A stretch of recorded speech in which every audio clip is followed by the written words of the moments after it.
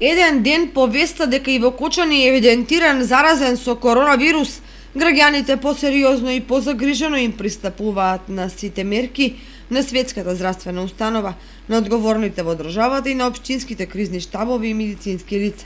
Реагираа и повеќе фирми, кои пуштија голем број од вработените на превентивен одмор поради COVID-19, а други прават анкети и интервјуа со работници за евентуални симптоми за сомнителни контакти и други активности кои го засегаат проблемот со COVID-19.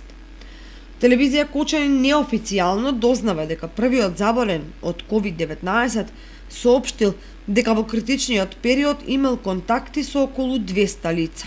Тоа значи дека сега предстои период на лоцирање на истите, проверка на нивната здравствена состојба, определување на истите, изолација и примена на тест каде што има индиција од потреба.